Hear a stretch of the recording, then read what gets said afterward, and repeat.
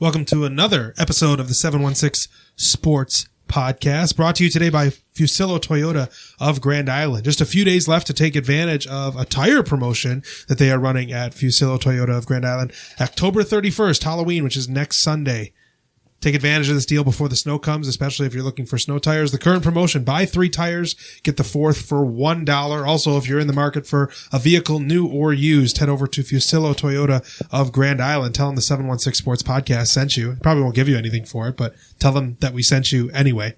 But we appreciate Fuccillo Toyota partnering with us on the 716 Sports Podcast. And go check them out, whether you need tires or a vehicle or service for that matter. Check out Fuccillo Toyota of Grand Island. Well, boys, the Sabre season is underway. Much to the surprise of most people, these Buffalo Sabres aren't bad. I'm not going to go out on a limb and say that they're great or very good, but they are playing good hockey, and there is some things that are noticeably different about the way this team is playing against the way they've played in the past. They certainly have to earn some respect around here, but I feel like the way they've played so far, they're maybe starting to do that. They play so much better structured hockey. They look a lot more calm, especially in the defensive zone. How much better is Darlene this year, offensively and defensively? He's so relaxed. He doesn't seem panicked. Now, I think on the last podcast we said how much this team's going to miss Risto. It's going to show times. Fucking cold takes exposed. Yeah. They're not missing him at all right now, are they? They look a lot smoother without him. Less sporadic. And the thing is, even when they get scrambling and panicking and all that stuff, they seem to easily be able to work themselves back to normal. They don't just stay panicked. They don't let it drag them down. They just go back to work and try to get back to basics. The thing with Risto is we wondered who was going to replace the physicality, and little did we know. I certainly didn't know it was going to be Robert Hagg. Robert Hagg, which they got back really in good return from on the Risto trade. And if you skate near him, he's going to finish his check. And I'll still quote that the dude had 5 shot blocks and 2 power plays in the same period. He blocked 2 shots on one power play and 3 shots on the next. And he's just the physical defender that you want. He's a big guy. And he's not out there chucking the body and like being silly and like going to take a penalty. He just makes sure that if you skate by him, that he makes sure that you know he's there. And it's good to see. It's the effort of this team. It's just the effort, right? They're very likable again. You know, like Sabres had good players in the past, but they just weren't that. Like you watch for Eichel, Eichel or bust, pretty much, right? And now the entire Okposo looks like he's 25 again. Zemgus is having the season of his career outside his All-Star season, but even the guys that we didn't think were going to. Hinostroza is having Cody Eakin. Everyone's sad he's hurt. The Red Rocket. Last year, everyone would have been grateful that Cody Eakin was out of the lineup for any reason. And now this year you find out that he crashes into the net in practice and is going to miss a few games. And it's like, oh, shoot. Because that line, they're buzzing. Jurgensen's, Eakin, and Okposo was the Sabres' best line. They played power play time together. Forechecking was insane, just causing turnovers left and right. How about Craig Anderson, though? And the Tokarski. Ageless wonder. Both He's playing lights. Yeah, both of them, to be honest with you. Who would have thought Tokarski was going to make this team? I didn't know where to begin. I feel like it was going to be all over the place. So they sign Aaron Dell, cut him. You think it's going to be UPL. He gets sent down, and somehow, some way out of camp, Tokarski gets the backup spot. And you're like, we'll see how long this lasts. Well, through 2 starts, the kid's a stud. He's playing out of his skull. Speaking of goalies and young goalies, I hear Levi has 3 shutouts in 5 games. First 2 collegiate starts were both shutouts. 3 shutties in 5 games. I'm pretty sure it's 5 games. And his numbers are a little better than, what's the guy in Michigan's name? Eric Portillo. His numbers are better than Portillo, who's playing on one of the best teams in the country. Yeah, Portillo had a good year last year when he only started a few games as the backup. He had unbelievable numbers, save percentage, goals against average, playing for a very good Michigan team, but he still, it's not like he was only giving up 2 goals a game, but his save percentage was like 89, because he doesn't face a lot of shots on a good team. He had save percentage, I think upwards of 93, 94. So just crazy how well Devin Levi's playing, and maybe there's a goaltender pipeline, but I'm not in a rush for any of them. People are still mad at UPL. He's 22. Yep. Like, Miller did not play significant NHL time until he was 25. If he's played 45 Or I think it's like 20 something. I had the math last week. AHL, NHL games? Yes. Yeah. It's such a small sample size. He still needs time in the crock pot, as I say. Well, and last year, he wasn't good in Rochester. He was getting lit up, and then they brought him up here out of necessity, and he played really well. Yeah. And a lot of that has to do with the quality of defense in front of you. Like in the AHL, it can be a little bit of fire wagon hockey. You get these 6-5 games. You know, you get wide open looks for teams on both sides, and then you come up to the NHL, and there's a little bit tighter checking, and sometimes guys do better with better shooters, but not so much freewheeling because the checking is a little tighter in the NHL. I don't know. But yeah, Kevin Adams talked about how he's got to build a likable team, a team the fans want to love, and I think he's done it. The arena's half empty, but it's loud as we've heard it in 4, 5, 6 years. So if they keep playing like this, or at least playing the same style, being this fun to watch team, how long is this arena going to stay half empty? Well, I think the Canadian fans, that's going to continue to hurt. The Sabres just scored an empty netter to Sabres just beat the Lightning 4-1. Shit pumped them. In the words of Steve Bermel, they shit pumped the Lightning. I don't know, with Canadians not being able to cross the border, and even when they are, like I believe like November 8th or something like that, they still need a negative PCR test to get back into Canada. So if they'd like to come down for a game, they have to go get a test, and then it's the test that you need 24 to 48 hours for the result. That's unreal. So if you were and then the test is good for 72 hours after your swabs. So if you wanted to go to a Thursday night Sabres game, you probably got to go get a test Wednesday morning. I don't know, you might have to pay for it too. I don't know how that works. And then get your results Thursday, and that'll get you home Thursday night after the game. So it's a lot of steps right now. I do think that the Canadian fans not being able to come down does hurt their numbers. But of course, if they continue to win and start making a playoff push, the people of Buffalo will sell out the seats. What's really hurting is, the lack of season tickets holders. No one bought in this year. And, usually they capped it at 13,000 in the past. And they put a waiting list out. Yeah. So now they didn't touch that number this year. So that's really what's hurting them. I don't know what the number ended up being. And you see it in the secondhand market too, that there's only 1,000 seats available for games, and they're not $6. They're going for 30 to 40, not even because the Sabres are good. There's just not as much of a supply. So the demand is higher, and because the demand's a little bit higher, you're going to have, less seats available, and we're going to pay a little bit more for them. So it's, that the days of $6 tickets are gone right now. So this is our first show since they started. So where do we start? What's the biggest surprise so far for you guys? I mean, the whole team's surprising at this point. We didn't expect any of this, right? So what's the biggest surprise to you guys so far? For me, Will Butcher was the number 7D out of camp.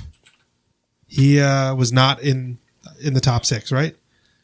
And I wasn't surprised because he struggled in New Jersey. People were not happy with him there. He's a college free agent the Sabres went after, remember?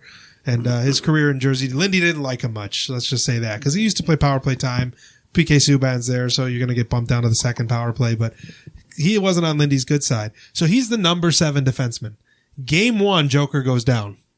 So now you're without Yoki Haru, and you're like, how are they going to shuffle the defense pairs? They just plopped Will Butcher on the top pair and play him over 20 minutes a night, about 20 or over 20. I don't have the exact ice time in front of me. And he's good. He's good. Like, I'm not saying he's a world beater. He's fine. He's not getting exposed. He's letting Dahlin wheel a little bit. Like, while Dahlin's been able to play fearless offensive hockey, and his vacancy, like him leaving, the vacancy being left by Yoki Haru hasn't been, you're not sitting here like, oh man, they really need Joker back because they just can't. Butcher went from number 7 to number 2, and he's been really good. Yeah, that's the thing that's been surprising for me. And the other thing that's been surprising for me is just how, outside of, this is what, their 6th game, right?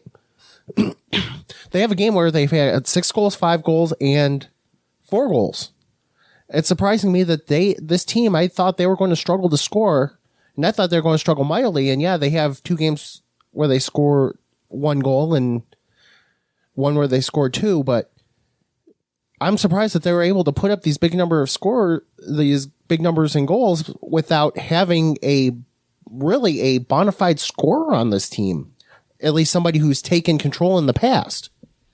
That's the piece that they're missing right now, it feels like. Yeah. That big time goal scorer. But and it's funny because a few weeks ago, on my first video that I put up on my YouTube channel, I said this team was an ulcer-inducing team, and it's amazing how much that mentality has changed for me in the last 2 weeks. I come into every game like I'm excited, I'm like genuinely excited to watch it. You get that little feeling in your stomach, your gut, like I don't know, and they're fun to watch, and I expect them to score whatever they're on the other side of the ice when they punch the zone. Like I've never felt so much confidence in the team. They lack superstar talent. I guess minus Darlene, if you want to call him a superstar at this point of his career, but superstar talent, but just not there yet, I guess. But it's besides the point. But I think my biggest surprise, when we were closing the preseason, I was on this show just dogging the defender. I was dogging Will Butcher. I was dogging Bryce and Colin Miller. What a resurgence Colin Miller's had. Colin Miller was playing good. Bryson is he's playing good offensively. He's being much more aggressive and assertive with the puck on his stick, creating a lot of space for himself in a lot of games. Butcher has been night and day from preseason. It's like the entire defensive roster did a 180 from preseason to it's almost like they're I'm not saying it's what they're doing at all, but it's like they're purposely dogging it, and now they're like, okay, we're gonna flip the switch now. But I think that's been the biggest difference. But we got to say Poso too. Yeah, the guy just like found a fountain of youth. But I think the biggest difference is the guy's healthy. Short season last year, long off season this year. He said he didn't even focus on hockey this offseason. Yeah, so someone asked him post game, "What did you do this offseason to get ready to prepare yourself?" He said, "I stepped away from hockey." Yeah, I recall hearing that. Got out of my head a little bit, So you guys were sitting. So let's go back. Let's go through each game vaguely. So we're sitting there, October 14th. Sabres come to the rink, sit down, watch the game, and they shit pump the Canadians. What's going through your mind? Now, mind you, Montreal was last year's Stanley Cup final runners up. Yeah, Are they still winless? They might have one. Look out! Craig Anderson's getting knocked behind the net. Are they bad or off to a slow start? Montreal's bad. They missed Shea Weber and Carey Price. Yeah, and you also, they lost Philip Deneau, and Deneau was their shutdown center, and now you have Kotkaniemi got offer sheeted, and it's funny because none of these guys were superstars, but they didn't need superstars to make the cup. They still lost their second line center, their first to second line winger in Kotkaniemi, their top defenseman in Shea Weber, and their goaltender in Carey Price. They're a different team right now.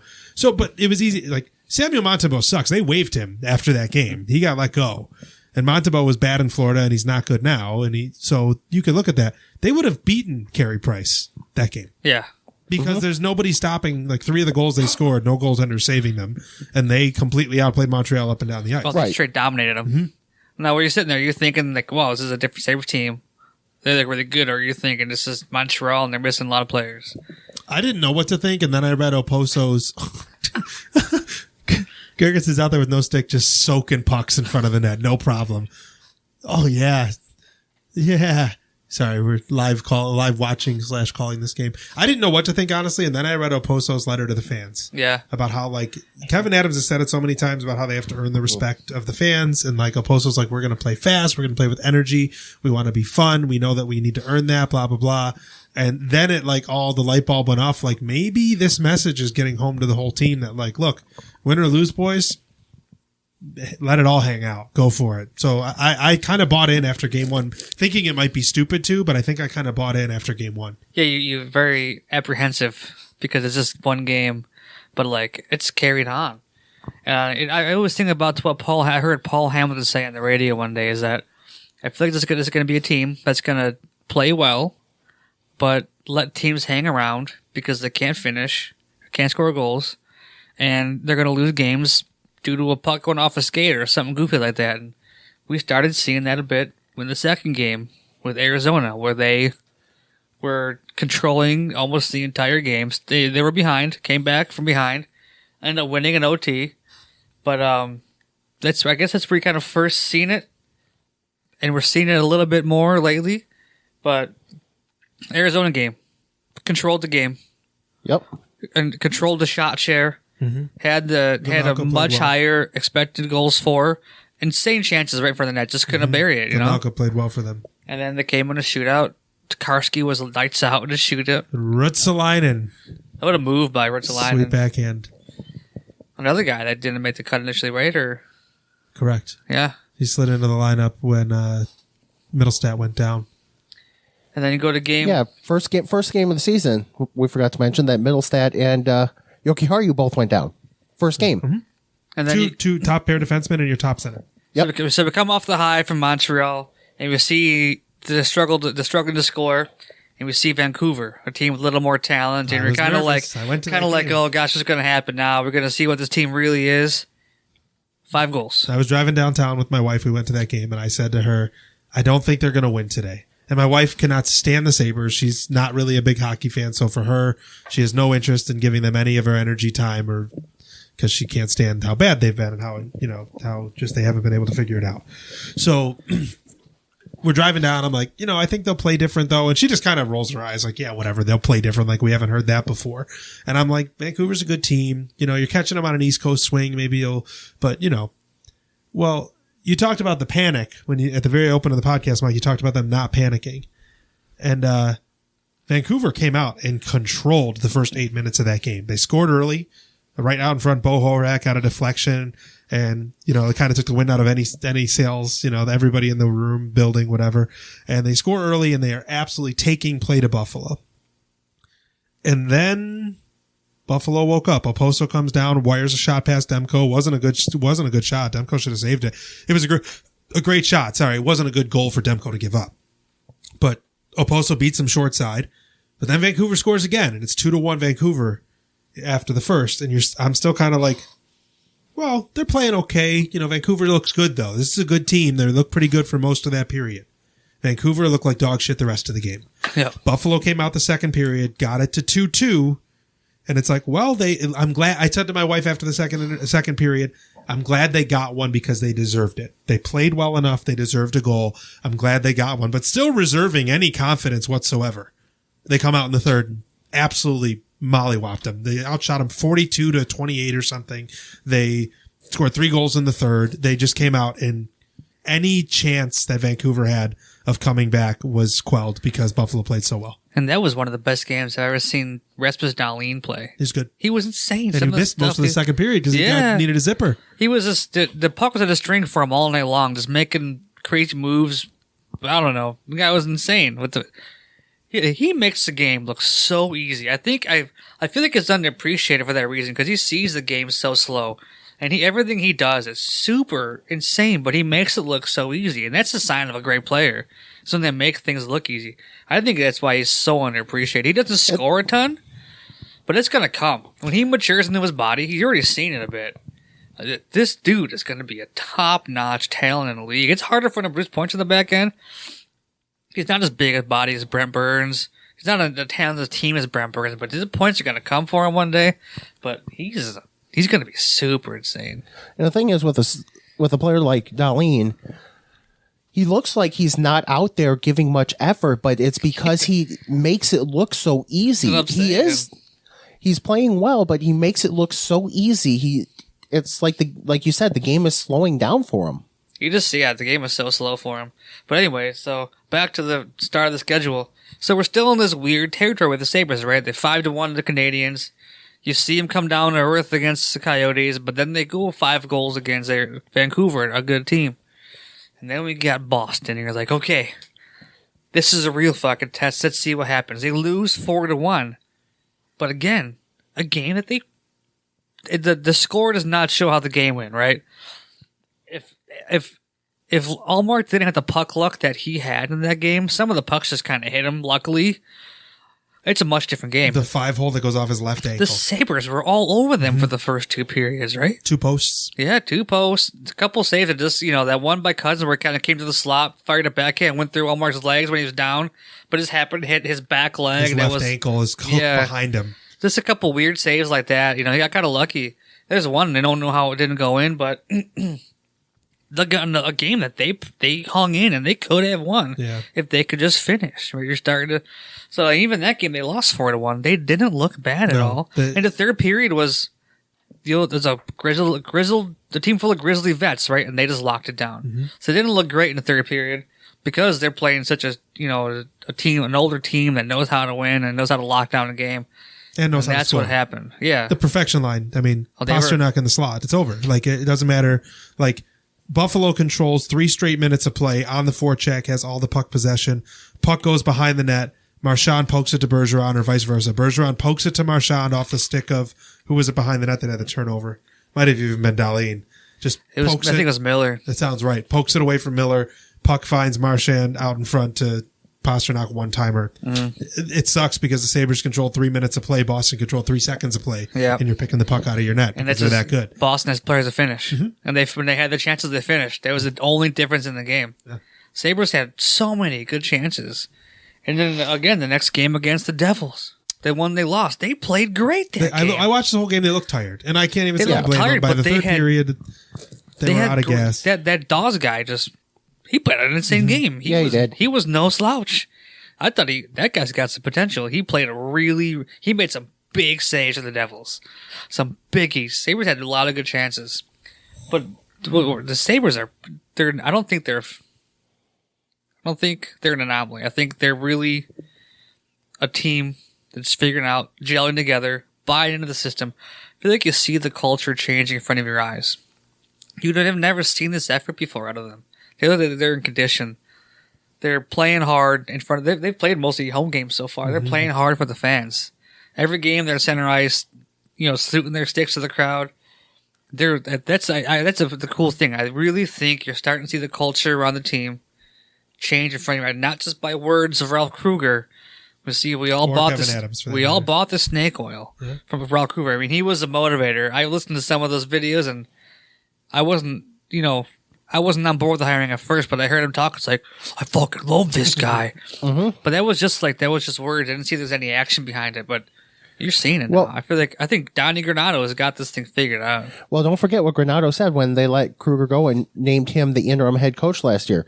Give me 2 weeks, I'll turn this team around. And ever since, it was almost exactly 2 weeks, and that team has been going uphill ever since. 2 things I want to say. I have a question for you both, and then I have a thought going forward. The question: how big of a sample size do you need? Because they're 4-1 and 1 through 6. So how big is a sample size do you need? And this is not meant to be shitting on anything, but at what point, like you said, I think this is real. It's not an anomaly. I don't disagree, but is 6 games your sample size? What sample size do you need to determine what kind of team this is? I feel like I'm going to need at least 15. 15? I feel like it's a good number. I was thinking 15 to 20. Yeah. My first number was 20 because it's a quarter of the way through the season. If they get a quarter of the way through the season at, 13, 3 and 4 or something, sign me up on the dot. That's playoffs. You're making the playoffs. That's, that's 30 out of a possible 40 points. They're still in this thus far. I mean, without Middlestat. He got hurt in the first period of the Yotes game. And Andy Eakin is Montreal. your big defensive They've plus hardly- offensive guy, I guess. yeah, they've hardly skipped a beat. I mean, they're missing him, but I feel like the Boston game, they could have used Mitz. He would have made a difference at least at one point. Yeah. Something creative in the offensive he's on zone. the power play too, Yeah, right? he might have been I able heard to it's on the create power something. play a lot. Yeah. Tate hasn't been bad. You got the big one-timer from... I kind of like that over there, actually, because they got, the dual one-timers With from... Olofsson. They kinda Olofsson's been replace- playing the left point. I'm not saying Right point, he's sorry. replacing Eichel, but I mean, to have that shot threat on both wings is huge for a power And Dahlian's play. good at quarterbacking. Yeah. They have he's- Dahlin quarterbacking instead of Eichel, and he's good. Yeah. But, yeah. I mean, the fun thing about this team, too, they're only going to get better when they trade Eichel. So that's my next point. They're going to get... I don't want to cut you off because I said I had the question and the point. You talked about the culture. They're building something. And if the locker room is buying in, please sprinkle talent into this system. Yeah. Fuck. Like, it's what the Bills did. If I said this on the podcast already, forgive me. I listened to Eric Wood. He was talking to Rick Pitino. And they were talking about culture. And Rick Pitino talked about everywhere that he went, developing a culture that players want to be there. They want to work hard. And Eric Wood said that McDermott and Bean brought in the captains into the room in 2017 and said, we are removing players from this team who don't have our DNA. Some of them are really good players, or they're really good players, but they don't have our DNA. And they cut Marcel Darius, right? And they make these roster changes. And Eric Wood said, our thought was, oh man, we're tanking. Except they didn't. They made the playoffs. Yeah, they backed in, but they still made the playoffs. And now you add talent. Greg Rousseau, Cole Beasley, Josh Allen. You add talent to a culture that has found something. Give me talent to this culture. Give me talent. Put Jack Eichel in this system. He's a 120-point player. Yeah. Yeah, because he's going to be allowed to leave the zone early, which he likes to do anyway. But you can't tell me that, when he's muddling through the neutral zone, you have a coach now that's like, yeah, leave early. I want 2-on-1s. Let's try to score. And if Dahlin fires a stretch pass up the middle that turns into a pizza and they score, he's not benching him. He's going to say, hey, I saw what you're trying to do there. Get it a little higher next time, or get it up and out, make a smarter play. But Dahlin doesn't have to be afraid to get stapled to the bench, but they're getting breakaways with Drake Caggiula and Vinny Hinostroza. Give me Jack Eichel in a winger and they're going to score 5 goals a night. Yeah, and the thing is, speaking about Eichel, now apparently the situation looks like it could be headed to, as soon as they figure out the surgery, he may not move.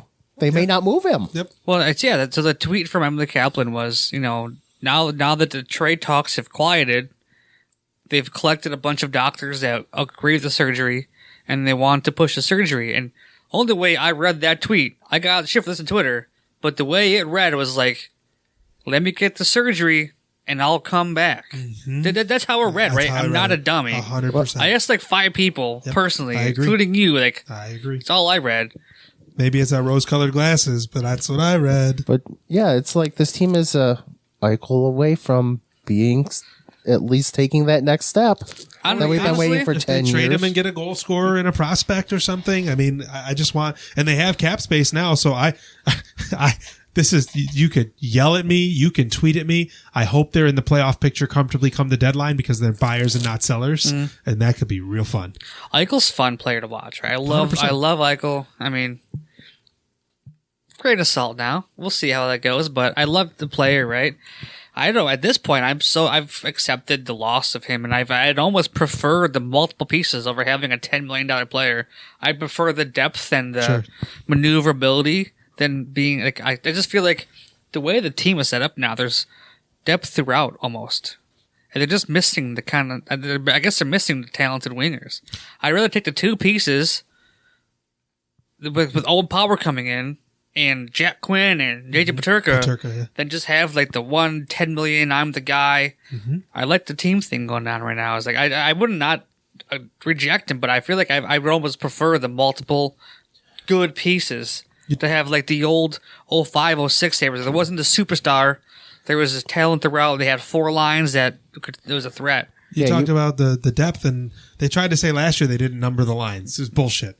This year, they don't number the lines. You have Eakin, Oposo, and Girgensons playing power play time.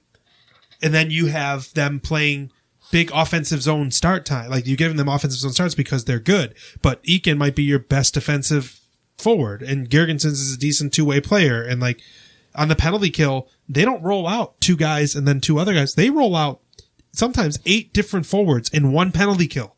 They'll clear the puck. Let's say they start with, Girgensons and Eakin out there, and they clear the puck, and then they bring out Caggiula and, insert player here. And then when they ice the puck, they'll bring out Thompson, and you know what I mean? They're really rotating everybody. It truly feels like they don't have numbered lines right now. They don't. I don't know. Do teams focus on a line at this point? Do they focus on shutting down a player, a line? I don't know. I think they don't, but it's at their own peril. Yeah. Maybe you don't, but then you might be in some trouble.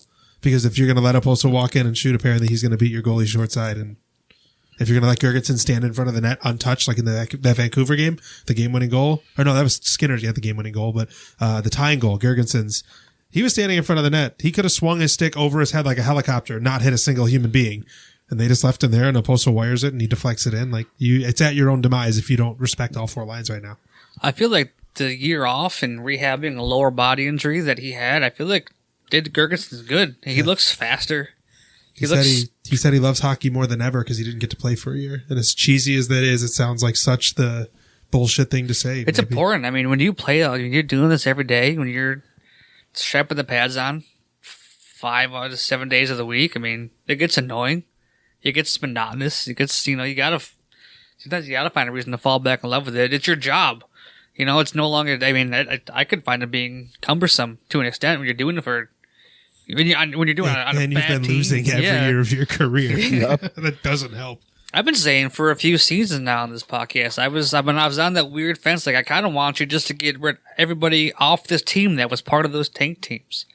Get rid of Risto, get rid of Samson, get rid of. I mean, Jurgensen's still around, but like, just chick. I think that was still lingering in the room, and I'm sure Risto had a shitty attitude around the locker room because he's been on so many shitty teams, and he was like, everyone knew he didn't want to be there, and even like these guys leaving, maybe even Eichel not being around because. Sounded like he kind of was a fucking ego in the locker room. Like, hey, I'm the guy here. Like, this is my team. I don't know. Just what I'm just 1,000-foot view. I'm not saying he's a toxic personality and why they're playing good now, because I don't think that's the case, but it's like, I just feel like without these guys in the room, it just seems more of like a team. I don't know. Like a, well, you mentioned, we all matter. Mm-hmm. You know what I mean? Kind of deal. Mm-hmm. Well, you mentioned 05-06 and 06-07 teams, but I think that's an accurate assessment of this team, but I also think that they kind of also remind me of the late 90s team, which was a lot the same. The team because is being more than the sum of its parts right now. Yeah. Fun team, man. They just beat the defending Stanley Cup champs. And the other team that played in the Cup, by the way, too. Yeah. Both by score 5-1. Oh, I didn't even think about that. That's wild, man. I think, too, like, man, there's a certain degree where fear is good. Like, I've talked about this before, like, as a parent, like, I don't want my kids to fear me because I'm a big, nasty parent, though I do yell at my kids because they're turds. I want them to fear, like, that whole, like, I don't want to disappoint you, like, having that expectation, having that standard. And I wonder how someone like Dahlin was playing under Kruger and how much fear there was about not making a mistake, about not, and now you have a coach that openly says, why wouldn't we try to score? Offense is fun. I want my guys out of the zone soon. I love odd man rushes. Don't dump the puck in unless you're guaranteed to be the first one there. And if you're not the first one there, somebody better be getting there quick to throw a hit. I like, forcing turnovers. I don't want to clog the neutral zone. You have a guy that is like, we're going to play fun hockey. Like, we're going to go get it. And then he cares enough when they lose, you can see it. Like, Kruger was pretty emotionless after a loss. He would say things like, the shots will come in a game where they didn't get a shot in the last 24 minutes of gameplay. The things we got to do to get shots on net. Yeah. And now you have a team that's leading the NHL in shot attempts per night. Yeah. And and when they lose, Granato's pissed. You could tell he wants better. Even when they win, he's pissed sometimes. Sometimes, because he thinks there's things they could do better. But that's McDermott too. And that's, then you have that spot where it's like, we know that we have only played 6 games and we're 4-1-1, but there's a lot more work to do. And we got to go to Anaheim and I don't know. There's something brewing here. And maybe it's hope, maybe it's foolishness. There is something brewing here. And they're still going to at least add Eichel pieces, or it's going to end one of the two. Is going to add 2 pieces, or Eichel's going to be back. They're going to be 41-1. And I still halfway through the season. I've been Eichel's saying this entire time. I still don't see a way that this dude doesn't play a few games with the Sabres to get traded. Yeah, he's going to need to get surgery, prove he's healthy. For Kevin Adams' sake, not for his. Yeah, Kevin Adams is not going to trade him for nickels on the dollar. No, he's not. He's on the dollar. And he shouldn't. I'm glad that he's standing pat. He doesn't have to. This is one of the best centers in the league. Yep. Like, you could say you can look at points and all this shit, but he is a game-changing player. The only thing that gets in the way of that, and I have no clue. The only thing that gets in the way of that is if the players don't want him back in the locker room.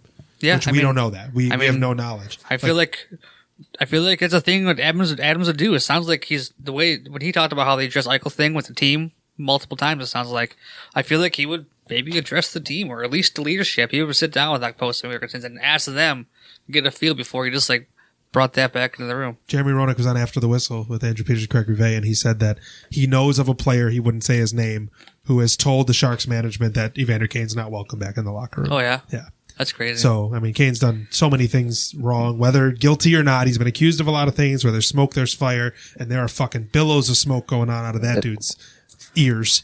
But that's a situation where Eichel's not coming back, because especially if they're finding success. If they're winning and the leadership group in that team doesn't want Eichel in the room, you can't do that. You can't. That's the wrench in the gears. You'd be shooting your own foot. You're cutting off your nose to spite your face. Like, it doesn't work. So, oh yeah, I've heard. I forget where I heard this, but I heard that the Evander Kane thing is like basically everybody except for maybe one person doesn't want him back in that locker room.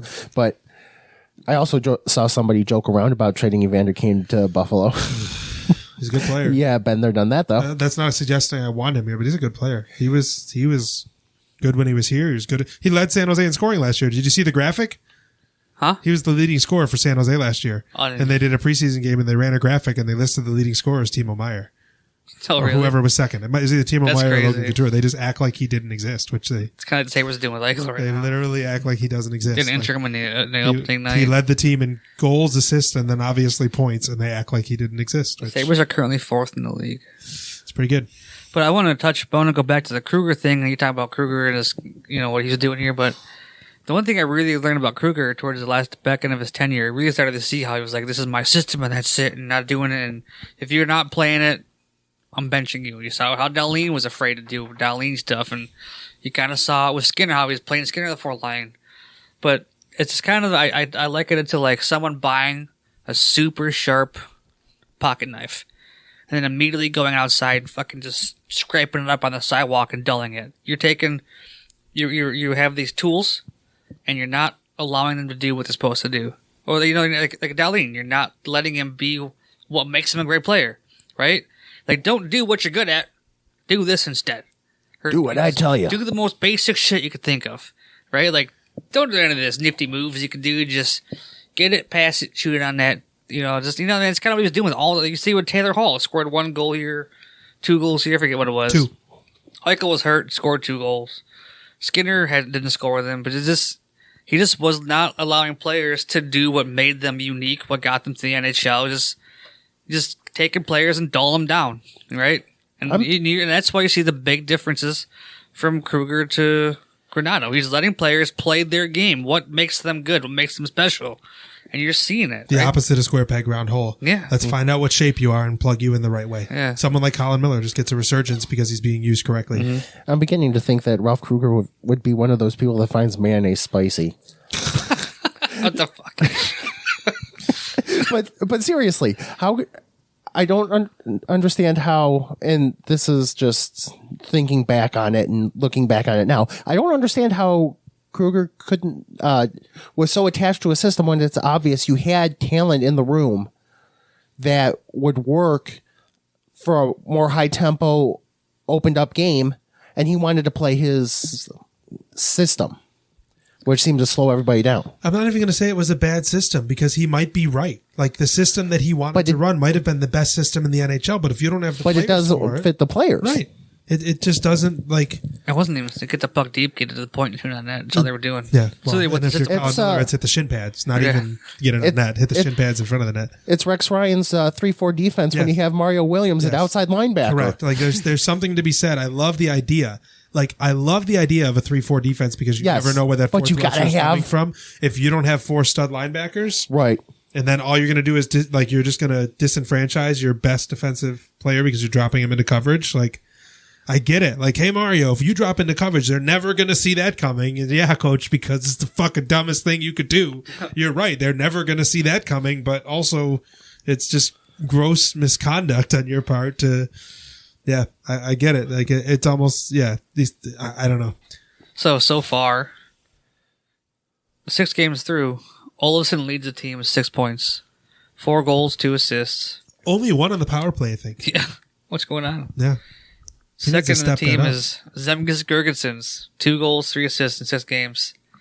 Third on the team in points is Colin Miller, Yeah. 5 apples in 6 games. And then you got Okposo doing, Okposo's great this year. Tage is playing good, but still struggling to find the points. If they need him to finish, like we're talking about needing finishers, he's Yeah. got to be one because his best asset's his shot, so he's got to score. Yeah.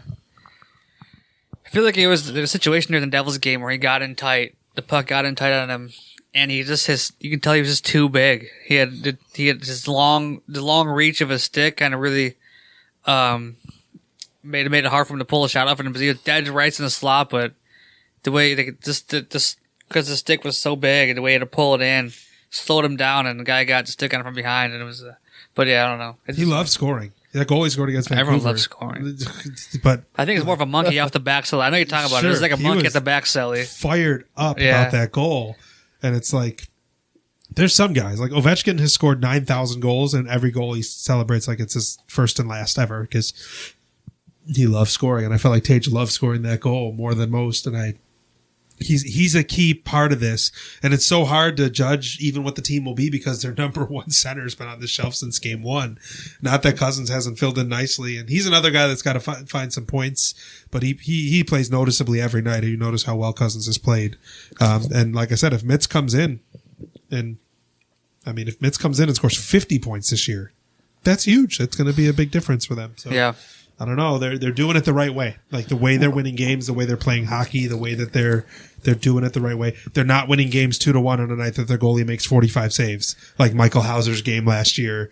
You know, they're not winning games because they're shooting 20%. They got outshot 30-20. That was kind of this game, but they scored 5 goals. They get outshot 30-20, but they scored 4 goals on 20 shots and got dumb luck. And then that really hasn't been the recipe. Like that's not been the recipe for success. It feels sustainable. Is it? Of course, only time will tell, and that goes back to the sample size. You know, we got to see 15 or 20 games. But I do worry about the fact, though, that they seem to be struggling to win faceoffs, though, that they're not deep up the middle to be able to have very many people successfully taking faceoffs. Yeah. Well, they have young centers, right? I mean, Tage is new to the position. Yeah, Tage is new to the position. In the NHL. In the NHL, yeah. Well, it's up middle stat, it wasn't taking many, but I don't know. Yeah, I agree with you. I think that's going to be their biggest hurdle if they start to slide. I think the biggest hurdle is going to be they don't have the center depth they don't have the center depth they need to be able to win faceoffs and control possession that way. yeah. 2 players I've liked so far that I'm surprised about are Kajula and Hinostroza. I mean, Hinostroza is kind of frustrating at the same time, too, because his speed is undeniable. But he just makes bad decisions with the puck when he has space. Like, I think it was a Devils game. He was streaking down the wing, and he created all the space. But I think it was a 2-on-1 or 3-on-1. And he had, like, the whole left side of the ice. Right side of the ice. And the defender, like, made a terrible play and kind of cheated over to the other winger. And Hinostroza had all this room. He could have kept on skating and had, like, a little mini break. He had so much room, but he pulled up, turned his, back to the boards, and like almost took himself out of the play and almost turned the puck over on a 3-on-1 because he just made a poor decision. But if he just uses his speed better and not afraid to shoot, like you saw tonight, he scored that goal, just crossed the line, got a shot, and fired it. Yeah, a broken play at the blue line, forced turnover, puck finds him in the slot. Elliott didn't look good, but Hinostroza had the whole net to shoot at. My biggest concern, I guess, with the team is it's a very up-tempo system.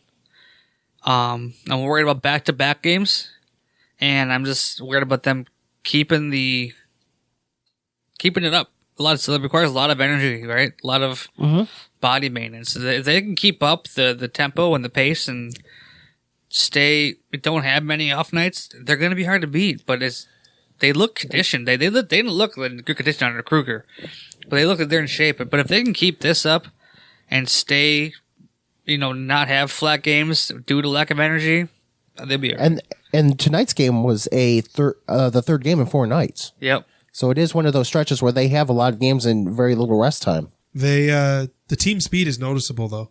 Oh, it's like The unbelievable. skating speed and the way they kind of snap the puck around sometimes. There's times that puck moves quick on the power play, but the speed that they play with is noticeable, and that's all wrapped into the playing with energy, putting a product on the ice that people want to see. Like they're getting 3 to 4 odd man rushes a night. They're not converting them yet. If you remember in 05-06, they would get 3 a night and convert them. And that was, it was Dan Paillet and Yuri Novotny. Do you remember that? Like if the 2 of them got out on a 2-on-1, they scored. Like it was layups. They just, every time they got a 2-on-1, they would score. They aren't at the point where they finish them like that. I don't know if this team got 5 2-on-1s all of last year. They had 5 tonight. Like they get out of their zone and they're playing higher risk hockey. So far, it's not coming back to bite them, but it's fun. This is the fun brand of hockey, but you got to be quick. You got to be in good condition. You got to be able to cover up when a mistake is made. You got to be willing to make mistakes if you're going to play this kind of hockey. You got to be able to read and react too. Yeah. That's one thing they don't seem to be thinking. They seem to be reading and reacting to what's going on the ice. They don't seem to be overthinking it. Yeah, and they're not jumping out into the neutral zone early and getting hemmed in. Like you talk about read and react. When you're going to leave the zone early, get it right. Because if you don't, now it's a 5-on-3 in your own end. That's kind of what happened to Tampa on that Hinostroza goal. They were already busted out of the zone, and they get stripped at the blue line, and Hinostroza scores. So it all seems to be coming together. The conditioning the media have said this is the hardest they've ever seen the Sabres practice. I know Lindy Ruff, I think it was Chris Drury said Lindy Ruff was the toughest practice coach he's ever had. And when he coached Team USA, that was the sentiment around him too, that he skated them harder than any coach. Who said that? Chris Drury said that about Lindy Ruff. And then there was someone else that said when he coached Team USA, that a lot of the guys that didn't have him as an NHL coach were commenting how hard their skates were. And there's something to be said for like just being an asshole. Get out there and skate. Or no, we're going to practice like we want to play. Yeah. There's a difference between bag skating the guys and practicing the way you want to play. Remember when they first got rid of Kruger? And you heard all the media guys saying the noticeable difference immediately in the pace of practices. And if passes, the pace totally changed. Yeah, you missed a pass, he said do it again. Yeah, instead of just letting it go, and do it again. But we've said this before. The three of us have been to a lot of shoot-arounds for the Bandits. They're very low-key. How many missed passes do you see? Zilch. None. They do full four breakouts because they don't need to crack the whip because they're practicing right. Yep. Now, if they're going out there and dicking around and they're not executing, then you can bet that Kaz or whoever would call them in and make them do it again. But the difference is they practice at a high level. They're putting in the effort. We hear the guys literally running. You hear them like grunting as they full sprint down the floor because they have the pedal to the floor. And that's important. If the Sabres can get to a point where their practice habits look like that, it's only going to benefit them. It's something I can't stop thinking about every day. I just think about this Eichel thing. I'm just so curious to see how it's going to end. I don't even care how it ends anymore. I'm just curious. I'm just so intrigued by it. Well, the fact that they're a good team, does that make you want them traded? Does that make you want them to trade him more? I don't know. Pieces? Or like it's funny, like if they were a bad team, like just trade Eichel, get somebody, or just sit on them because they're a bad team anyway.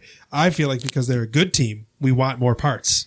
I want more parts. I want parts right now because they're a good team. At the same time, if he wants to be here and they want him here, I would fuck. You don't turn away Jack Eichel, right? You don't say, you know what? Don't need you. I mean, I would still. They could say that right now. I would love him on the team still. I'm not going to say. You're not going to say no if he wants to come back. I mean, I would. I'm saying I would like to see him. If it came down to that, I wouldn't care. But I'm just so intrigued by it. Like, how is it going to end? It's got to come down to the grievance thing. I think it's what the Sabres are waiting for. It might not end this season though. I don't think it's going to. At some point, I think the league's got to step in. It's such a bad look for the league. One of your young star players just being totally neutralized, not the right word, but just like halted because of like your shitty CBA. It's a stupid rule if I'm being honest with you. Like, it's a dumb rule. I can't imagine this in any other league. Like, if it was the NFL and it's like, I'm just trying to think of a good quarterback that's maybe not top 5, but like the 6th best quarterback in the NFL. You know, like Joe Flacco. Just got traded to the Jets. Go Joe Flacco. I'm just trying to think of like, one of the good quarterbacks that's maybe not the best out there. But if this was happening, like there was a medical grievance between him and the team and just a disagreement on procedures, like it would be so huge. And obviously because it's the NHL, it's just not blowing up the way that it would normally, because I guarantee you that 95% of NHL fans don't even know what's going on. Like, no, we don't know shit. No, I just mean that they don't even realize there's an issue with Eichel. Yeah. The Sabres have been so irrelevant for so long. Like, you can't tell me that there's more than 100 people who are legitimate Nashville Predators fans that know about what's going on with Jack Eichel. Yeah, the Sabres are like 33rd in the NHL importance right now. Yeah. Or at least they have been for the past 10 years. And I'm just trying to think of like what player would it be in the NFL? Like, who's like maybe the 6th best quarterback out there or something. Maybe like a Matthew Stafford type? Yeah, like the Stafford type player that has this medical issue and can't get it fixed and it would be a saga. It would be all over the news. Yeah. I mean, I listen to hockey podcasts, and at the national level, Eichel is one of the lead stories, but it's just not nearly as big as it would be if it was. I know they don't think that the people reporting on this side just think they're just throwing fucking darts at the board. I still think that for clicks. I think it's easy attention. There's something in every 32 Thoughts podcast or 32 Thoughts article just because people are going to click on it just to fucking see no matter what you say. Feel like they hear a fart in the wind and they I think that they just make something. I really think that. I'm not trying to sound like a jerk or like. But if you contact either side, if you contact the agent or the team, hey, what's going on with Eichel? Are things shaking? Yeah, we're getting phone calls every day. right? Yeah. Who's going to say no? No, we haven't heard anything. It's dead silent. Nobody's going to say that. Yeah, that's a way to Because tank then it trade seems like value. they're negligent. It Yeah. seems like the Sabres aren't doing their due diligence, or like his agents aren't doing their due diligence. So they can't say, if she calls his agent and says, hey, do you have teams, calling, are you calling teams about Jack? Oh yeah, we got teams that are seriously interested. Of course they're going to say that. I don't think a team like Vegas is calling on Jack right now because they're up against the cap, but they need talent now. A lot of injuries right now. Who is the other team that people were suggesting need? Minnesota, another one. Need help now, but they just can't afford it, and it's not a need help now, get help now situation. It's gonna be he may be back for the playoffs, maybe. So it's like, who's making that trade right now? I don't think it happens this year. That's why I don't think it ends this year. I think it goes into next offseason. Maybe without a surgery still. If somebody's willing to make a trade now, it's probably going to be a team that thinks that they're going to lose a lot of star power next season, and they need somebody that they can bring in to be that centerpiece to build around. In the meantime, he's just sitting home raking in that paycheck still. He's in Boston watching the Red Sox right behind home plate. I got a buddy that works at at Hofbräu House, and he said back when they were started training camp, he was getting back in town, and getting ready to for the physical and all that shit. And he told me that Eichel came in, and he was just getting roasted by the customers, getting heckled. I thought it was pretty funny. That's one thing about Buffalo, man. We just want people to accept the city. We're such this weird thing. We take it very personally. Everyone in the city. We just want you to accept us, and we'll look at Josh Allen. Yeah. He embraced the city, and the city embraces him, right? So like it's that's what I love about Buffalo sports fans, man. They just don't.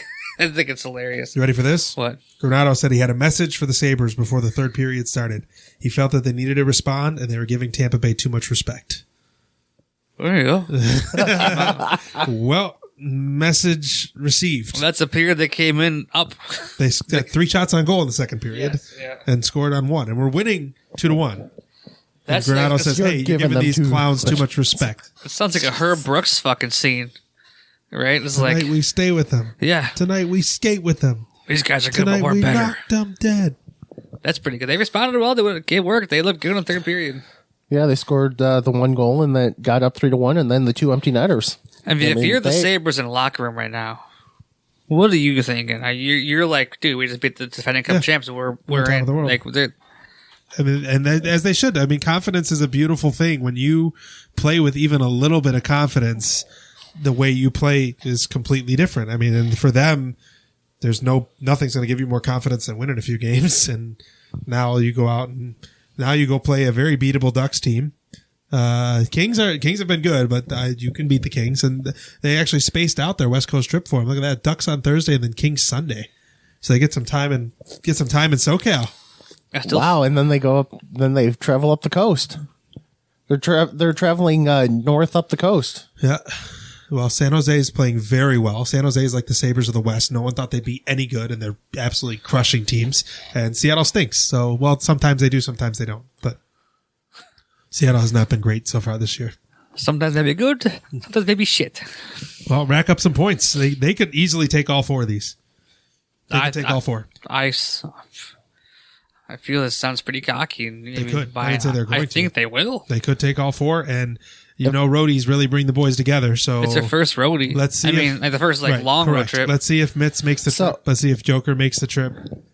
So if they take all 4 games, like Steve thinks they can. I'm not saying they will. I'm saying like you think they can. It's possible that they can. That would put them at 17 points in 20 games. Yeah. Stop the count there in the playoffs. Vegas is fucking 1-4. That's crazy. crazy. They've won 1 game so far.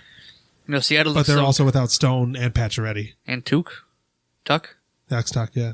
That's a team that's a team that's saying they're gonna like Eichel because they need help now, but they're not gonna get help now. Well, unless they trade away someone that costs $10 million or close to it. I feel so bad for keep talking about this, but it's so intriguing. I just don't think any team's gonna give him that surgery. Well, the report when Kaplan said that there was 5 teams that were willing to let him get the surgery, bullshit. I don't believe That's that bullshit. for a second. I don't think anybody knows anything. Nope. I just think it's just weird that Emily Kaplan to never said a word about But this. the agent could have called Kaplan and said, we have 5 teams that are willing But to give him the surgery all because of a he's trying to sudden, leverage it. on the first day of games on ESPN, there's this huge Emily Kaplan bomb an hour before the games. I think that's not a coincidence. I'm not trying to dog Emily Kaplan. I think it's just a... Like I said, the agency could have reached out to her and said, yeah, we got 5 teams that are going to let Jack get the surgery. Right? Just as a leverage point. Sabres know it's bullshit. I mean... But if they can continue to make the Sabres look bad, oh, look, these 5 teams are willing to let him get the surgery, but the Sabres aren't. I feel like they've taken that route, though, already. I think they've exhausted the avenues. This is a new agent now. Marty Fish did it. Maybe these guys didn't. So... All right, we'll leave it alone now. Sorry to the listeners that keep talking about it. It's so fascinating. Yeah, the whole story of it is still fascinating. Yeah, every day. this whole thing is an interesting saga, and it's amazing how quickly things in it seem to change. Do you think? That's something I thought about. Do you think old Jack has reached out to Peyton Manning? See how his doing? I don't know, but apparently one of the Manning brothers dropped an F-bomb today on the Manning cast. Don't talk that. Those guys don't fucking care. Eli had the double birds last game. It's probably Eli. And then this week, apparently, there's a gigantic F-bomb right in the middle of the broadcast. So I feel like Eli's doing some of those pretty buzzed up. good for them. Hey, you know what we want, ESPN? We want to call these games. We want to be able to talk about whatever we want. We're going to sit home, though. We're going to do this from home. And we also want you to pay us millions and millions of dollars. Have you watched one? Yeah. They're great. Yeah, they are. You don't watch it. But the thing about it is you can't sit down and keep it on in the background and know what's happening at the game. Nope. But that's not why you're doing it. It's Nope. not if you just want to sit down for the entertainment and watch a football game, listen to some bullshit banter, kind of like this podcast is, it's fucking entertainment. It's so good. Yep. And they're goofy as hell. They know their stuff, though. Like, that's just it. Like, as goofy as The they are. being they in know their the stuff. inside of the mind of quarterbacks is they just see the game so differently. We see cover 2. I don't know. They see the game so they talk about which way safety turns his hips and this. It's like hearing Tony Romo was crazy. He called that one Bills touchdown, or it wasn't it was Bills game. He called it a touchdown 2 plays before it happened. He does it all the time. Yeah. He does it all the time. He's like, they have linebackers moving to the outside. They're going to run a quick post here. They might have the seam right down the middle for a touchdown, and then it happens. I think it was the Bills game. Which Bills game did he call? Thanksgiving. I think it was something else. I don't think it was Tony Bills Romo, game. weren't they Thanksgiving? He didn't call any Bills games this year, has he? No, it was a different game. I'm watching this. Sorry. But that's just fun. These quarterbacks. I love how Drew Brees said it. The Bills are one good pair of shoes away from 5-1 or something like that. Yep. But I guess that's a good segue into football. that's what I was going to say. Tennessee was a good game. They missed some opportunities. The Derrick Henry touchdown. About 3 holds in that play. Holds, yeah. And one right at the point of attack on Jordan Poyer. How do you miss that? And the thing is, it's the same exact hold that was not called on the Henry touchdown was basically the same exact hold that was called on Andre Smith. They highlighted it. Louis Riddick highlighted it on the return. On the return, yes. Yeah. Louis Riddick highlighted when you see a hand on the shoulder pads and the hand gets to the outside, they're going to call it. The guy had one arm around Poyer's neck and the other one pulling his shoulder pad out from under his jersey. It was just absurd. At the point of the tackle. At a point of tackle. And the kickoff holding was nowhere near the run. The guy that was way past him already. Already burned past him. And it didn't even have an effect on the play.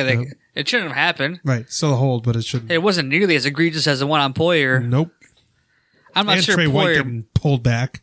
Yeah, but whatever. I mean, it happened. But I think the biggest problem in that game was the fact that those first 2 drives, instead of getting touchdowns, they're deep in the red zone, and they get field goals out of them instead of touchdowns. I think that really set the table for it being a closer game than it really should have allowed Tennessee to run the ball still. Not that they might not have anyway, but allowed Tennessee to play their game.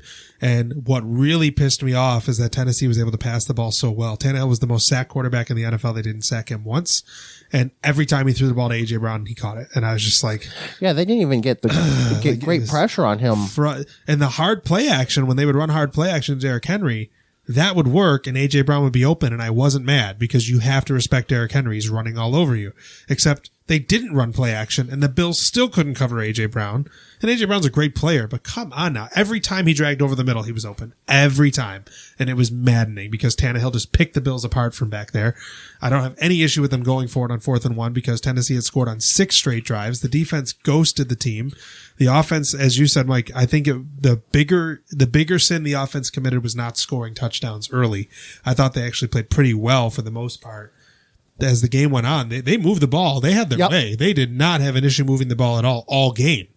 But early on, if they cash in, if it's 14 instead of 6 early, I think the Bills put them in the rear view and they don't look back.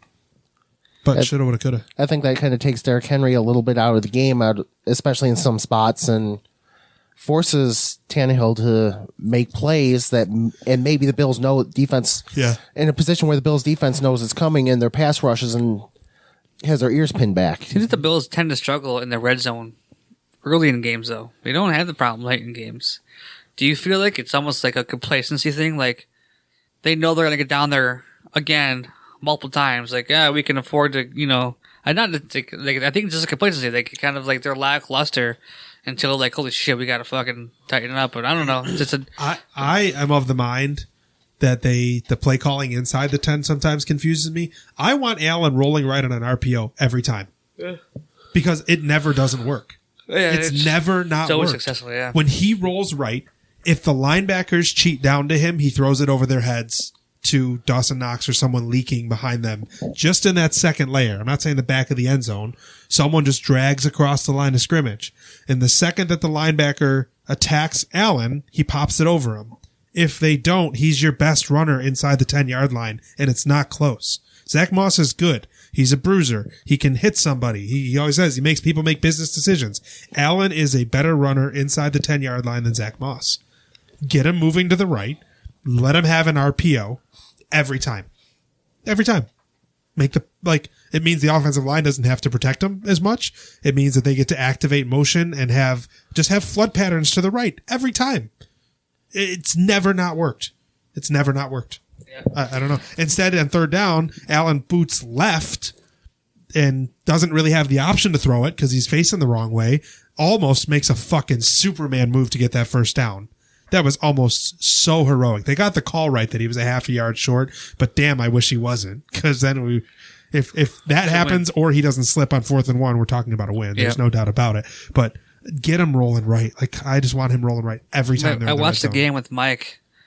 We were at a Fatty Beer Company, and they ran that Philly special play. Was that 2-point conversion? Dawson Knox with a busted hand out here. I said to Mike, I feel like they wasted that play. Like, I don't think they really needed to pull it out of the pocket for a 2-point conversion. That play would have been the perfect call for that 4th and 1. That would have been a good call. Remember, I looked over. And you know what? Maybe something like that, because you don't expect anybody to do it even the first time. You don't expect anybody to do that again. No one does it on 4th and 1. I think I don't think they would. There's too many moving parts. I don't disagree. I don't know. I feel that like reverse there's too many moving parts. That reverse to Knox too was a good idea.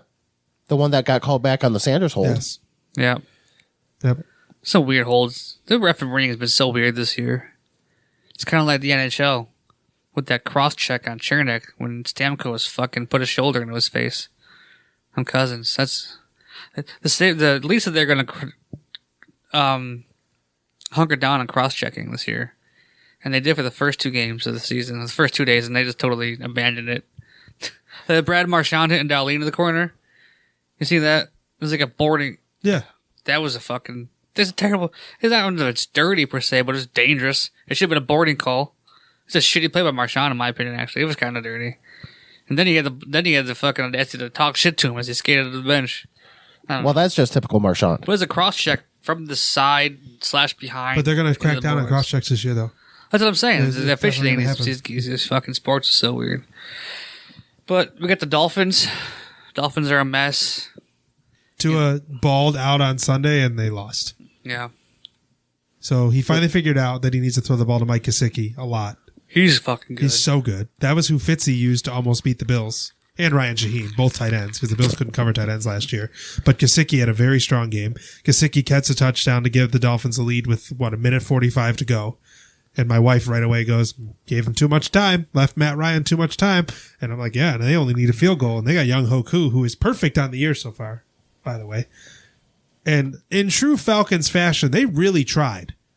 Because when the Dolphins scored the touchdown to go ahead, Matt Ryan starts rolling to the right and acts like he's going to bootleg and take off running and gets hit from behind and fumbles. Know your role, player. You are not running. Matt Ryan, you are not running anywhere. So he coughs it up, and it's like, oh, man, the Dolphins are going to eke out this win. And they score the touchdown with 1:45 to go. The Falcons get in field goal range early enough to take kneel downs. I don't know if you guys were watching the end of the game, but literally Matt Ryan's kneeling down to keep the clock running because Miami's out of timeouts. And they're set up for a 31-yard field goal. They take a false start. The Falcons took a false start and then backed it up to 36. And he made it anyway, and the Dolphins lost. But there's no reason to be afraid of this team, right? The Bills are really good out of a bye. Sean McDermott, I think, is undefeated coming out of a bye. The Dolphins are not good. The Bills already beat the Dolphins once. You cannot tell me Tua is not going to be afraid to take a hit. And you cannot tell me the Bills are not going to be licking their chops at the opportunity to hit him. Well, yeah, Miami still doesn't seem to have figured out their offensive line issues. But you can't tell. I would bet a shiny quarter right now that Tua is going to have the yips. Can you blame him? No. Right? Like, am I wrong here that Tua is not going to have the yips back there? Because the last time this team hit you fractured ribs. Yeah. You got to respect the fact that it's the same team that you played in week 2, and 35-3, 35-0. 35-0. Yeah, 35-0. Silly me. You could put up a donut. I mean, I don't think it's going to be another shutout, but I don't think Miami's going to put much on the board. And the defensive line is going to come out and. I think they're going to be. I think the defense is going to be a little fired up after the last game. Mm-hmm. I'm sure McDermott wasn't easy on him. Mm-mm. But they know that they can feast on these guys. Like we talked about confidence. All they got to say is, "Hey boys, remember last time?" Yep. Remember last time? That's it. That's that. You don't want to make them overconfident. What's that? You don't want to make them overconfident. They won't be. Nope, they won't be. They got humbled real quick on Monday. They're not going to be overconfident. They got humbled. They didn't get one sack. They didn't even get close to him. Nope, never even hurried him up. I think they were so worried about the run. I think they weren't really attacking like they usually do. I think they were just so worried about containing Derrick Henry, and it kind of hurt them. That's really I think. Keeping their ends in. I don't know. Stunting to the inside more. I didn't watch any film, but they were just trying to get hats to the ball when they handed it off to Henry, but I think they didn't want to get too far upfield and over pursue. That's kind of what I'm saying. Yeah. And the thing is, other than 2 runs, they pretty well contained Henry. Yeah, most of the runs were 2-yard gains. I mean, at the point. Well, that's what I'm right saying. I think they were focused on stopping Henry than getting to the passer. I think that's the game plan. Mm-hmm. I'm not really worried about Ryan Tannehill and right. A.J. Brown who's shitting his face off because he had food poisoning. From Chipotle, I think. So they said. Did you say it was from Chipotle? That's unfortunate. Does that have anything to do with the onion recall? By the way, Chipotle's smoked brisket, it's fire. Yeah. It's actually it fire. is. Oh, it's so good. Really? It is the right amount of char and the right amount of tender. Mike, connoisseur of the foods. Mm-hmm. I'm intrigued. Can't lie. I'm intrigued. So let's go to Chipotle Thursday. I like Chipotle. Well, try it. Try the brisket. Just don't get the corn. No. If you don't like cilantro. Right. But they put cilantro in everything. That's the problem. Just all their salsas, their rice, their corn. It's over. It's over. I don't know if I have that gene that makes cilantro taste like soap. I don't know. Lunch is the best. It's the best.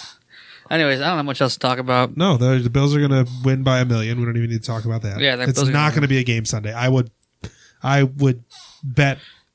I don't know what I want to like the Jeremy White. I'll eat a flip flop if the Bills make the playoffs, and then they did, and he ate a chocolate flip flop. I don't want to go like they are going to dismantle the Dolphins on Sunday. It's going to be a bloodbath. Might be worse than the first time. They might score more than 35 points. And you said it's not going to be a shutout again. It might. It might. I think maybe the Dolphins may get 3. They did that to Miami in Miami. They are coming home. They're going to pump them. But then again, remember also what the Bills' backups did to Miami last year too. 56 points, and Matt Barkley just dropping dimes for touchdowns. It's going to be that. It's going to be. They're angry. They've chewed on it long enough. They're going to. The Dolphins are going to get absolutely walloped by a very wound up Bills team. See, as long as we can be cocky and confident like this, sitting in this room, as long as the team doesn't get to be like feeling too good about themselves and lose focus. I might worry about that if they didn't just lose on Monday night. The fact that they lost last Monday night, they know nothing comes to them easy. These losses are super humbling. They're sixth in the AFC right now. Sixth. That's the AFC. The Cincy and the AFC's buzzing this year. Yeah. Well, Cincy just laid a smackdown on Baltimore yesterday.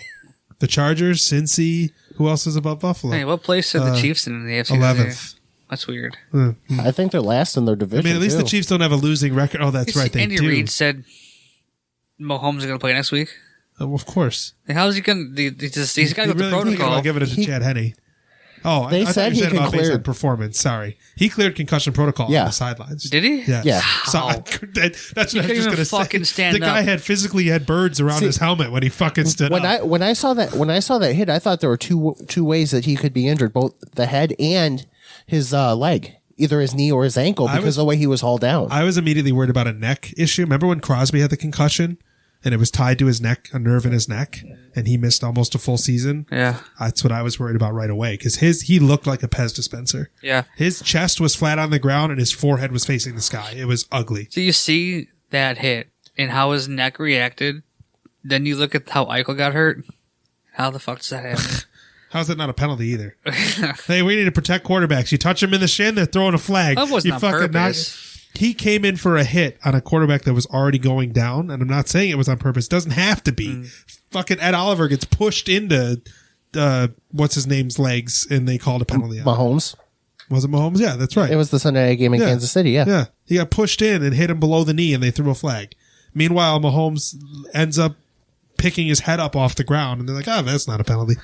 I don't How know. does he clear protocol on the sideline? He literally cleared protocols That's on got the to be sideline. investigated. Yeah. How many Like, fingers? literally. Thursday. Good job, Patty. That dude. That reminds me of the commercial from the 90s where the quarterback gets knocked out. Where are you? I'm in New York. Who am I? Your coach. Who are you? I'm Batman. That dude stood up and thought his name was Jackson. Oh, he was donezo. His eyes were on vacation. He had the blankest stare walking to the sideline. He didn't blink. I'm like, did look like he just polished off a 30 rack. Like he was donezo. But he cleared protocols on the sideline, and He must be the kind of guy that dogged the baseline test. So he can- he's 2 + 2, 7.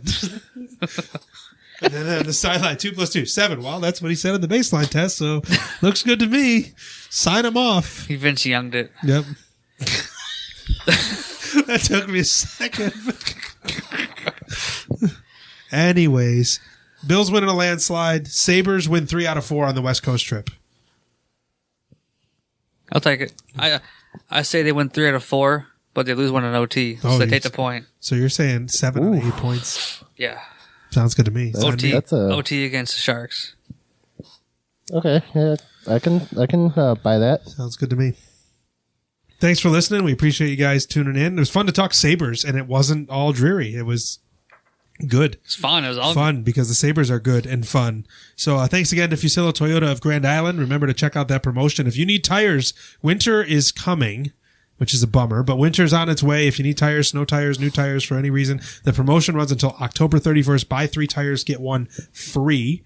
If you're looking for a new or used car or service on a car that you have, check out Fuccillo Toyota of Grand Island. We appreciate them partnering with us, sponsoring us for this podcast. So we appreciate that. We appreciate you for listening. However you find us, Apple Podcasts, Spotify, YouTube, Podbean, however you connect with us, we appreciate it. Thanks for listening. Hey, it's a fun time to be a Buffalo sports fan. Sabres are 4-1-1. Bills are 4-2. Even though they lost to Tennessee, they will quickly be 5-2. That's the Steve guarantee after this. So for Mike and Justin, thanks for listening. Peace out. We'll talk to you guys soon.